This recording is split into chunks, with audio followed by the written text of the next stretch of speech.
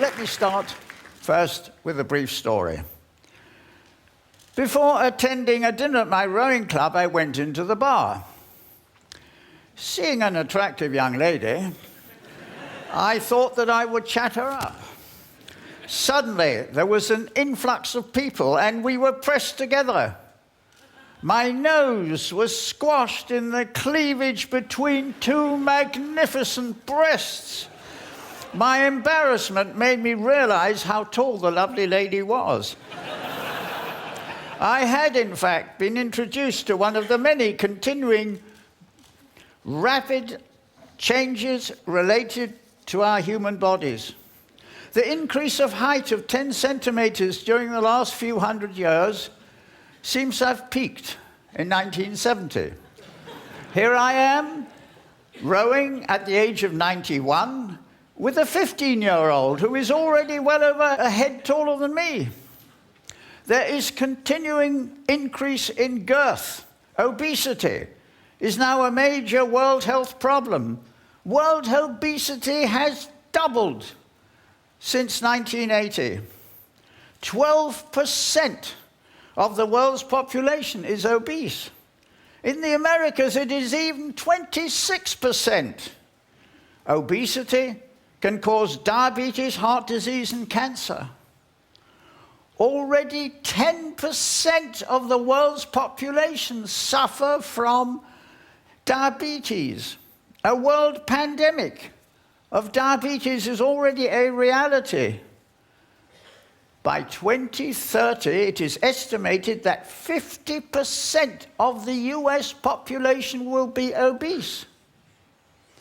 In obesity, it is the prefrontal part of the brain that shrinks. The prospect of the most powerful nation of the world, with 50% of the US population having shrinking brains, is frightening.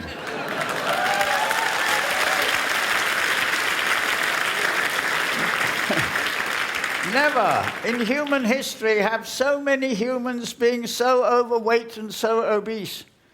The world's population is now 7 billion. Very soon there will be 8 billion people inhabiting the earth. If at this point a pandemic were to destroy half of the world's population, there would still be double the amount of people that existed when I was a child.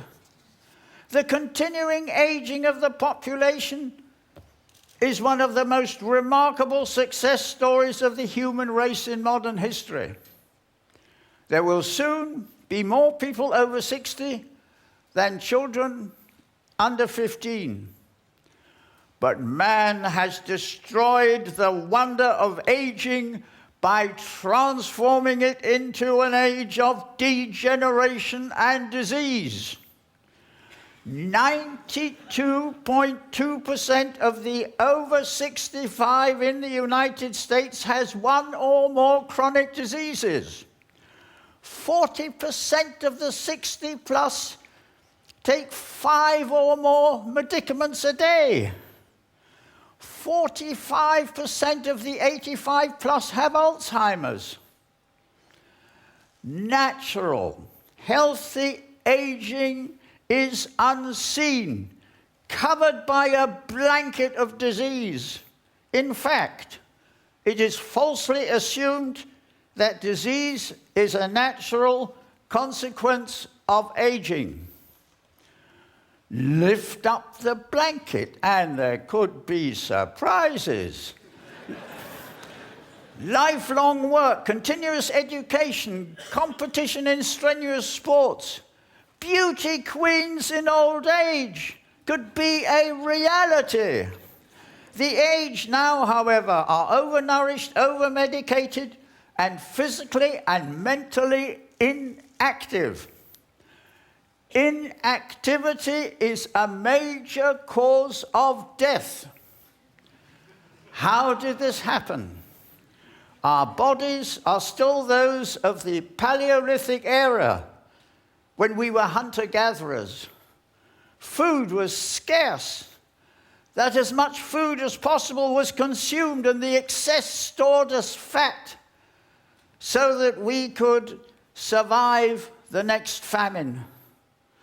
As physical and mental activity was enormous, unnecessary activity was avoided. Today, with an excess of food and survival no longer dependent on huge physical and mental effort, our instincts still tell us to consume an excess of food and avoid activity as much as possible. Those instincts that in the past enabled us to survive are now destroying us. But successful aging is possible. There are 3 factors that contribute to successful aging. They are work, diet, and exercise, in that order. I will address each in turn. Work. The aged suffer from inactivity, poor diet, overweight, diabetes, etc., just as the general population does. But in addition, this is severely compounded by retirement. Retirement is voluntary or involuntary unemployment for up to 30 years. We know that unemployment causes chronic disease and mental problems, as well as poor health, disability, more medical consultations, more medication, more hospital admissions. Work, on the other hand, is therapeutic, good for health, and is an intrinsic part of improving and maintaining health. Work is a determinant of self-worth, family esteem, identity, and standing in the community. This graph shows the energy expenditure at different ages.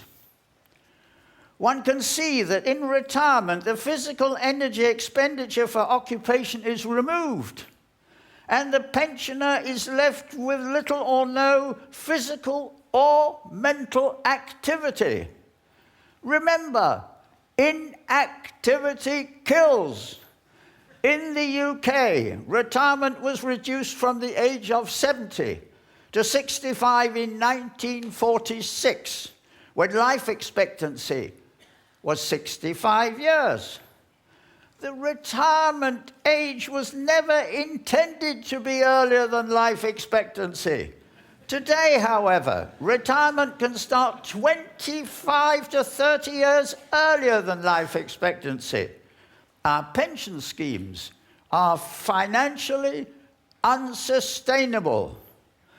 It is the destructive effects of retirement on physical and mental health that have not only been ignored, but vastly underestimated.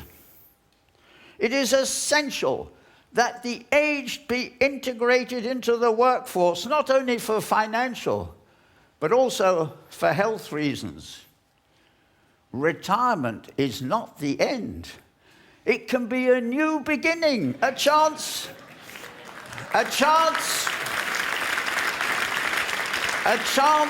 to build a new body, develop dormant talents, and start a new life for the next 30 years. Start a new successful company.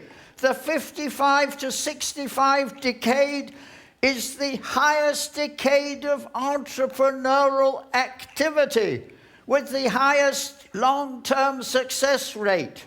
You have nothing to lose except the chains of convention.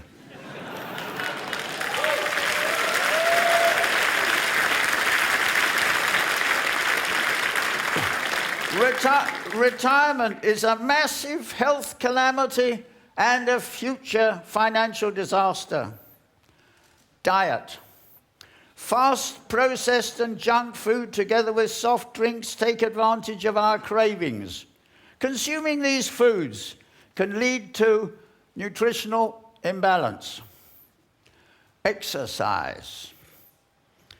Vanity is a huge asset. Even at 87, I wanted an Adonis body in order to turn the heads of these sexy young 70-year-old girls on the beach.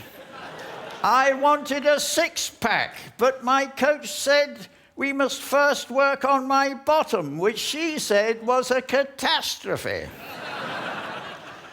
Exercise is both a preventive measure and a treatment.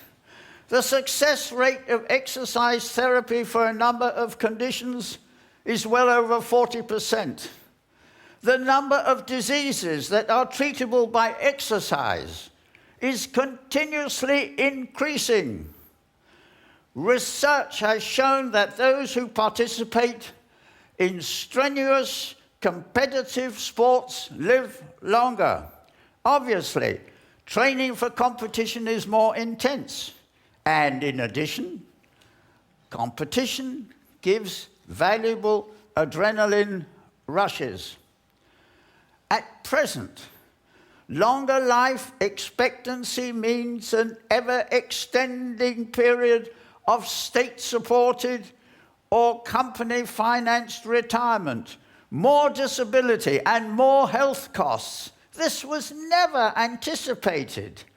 By 2025, it is estimated that the cost of interest payments, Medicare, Medicaid, and Social Security will consume all U.S. federal income. The economic consequences of chronic disease are so substantial that if present trends continue, nation states could be bankrupted. In the near future, it will be those countries that have the healthiest populations with the healthiest brains that will rule the world. What can you do? Save your health and save humanity. One of the most interesting developments is the fact that we can rebuild old bodies. The body of an 80-year-old has lost about 50% of his muscle mass since the age of 50, which has been replaced by fat. By removing the fat and regenerating lost muscle, we can give the 80-year-old a body composition similar to that one of 20 or even 30 years younger. Two men. The first is 20 years older than the second, not the other way around. A beach body at 90 is no longer a dream, but a real possibility. I have little time to tell you more, but you have no time to lose. You can rebuild your body at any age. It's like trading in your car for a new one. When I was in Chicago in 1950, I traded in my Chevrolet, list price $3,000, for an Oldsmobile 98, list price $5,000. I asked the salesman, what is the difference between these two cars? He said 2 words, more car. What do you get when you trade in your body for a new one? More body, more mind, more spirit. Go for it.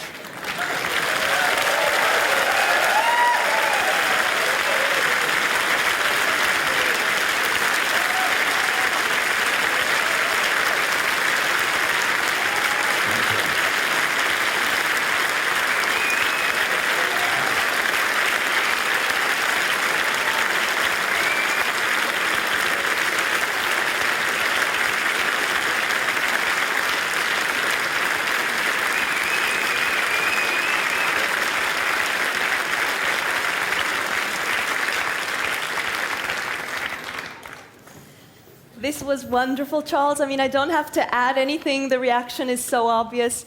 I really love it that bodybuilding will save humanity, I guess. So I can also imagine that after this, a lot of people will, in the next break, maybe go for the fruit rather than for the cake and maybe run home instead of taking the train. Would that make you happy? Well, as far as fruit concerned, I would just like to say that in the Garden of Eden, if Adam had refused the fruit offered by Eve and instead eaten the snake protein, the world would be different. Thank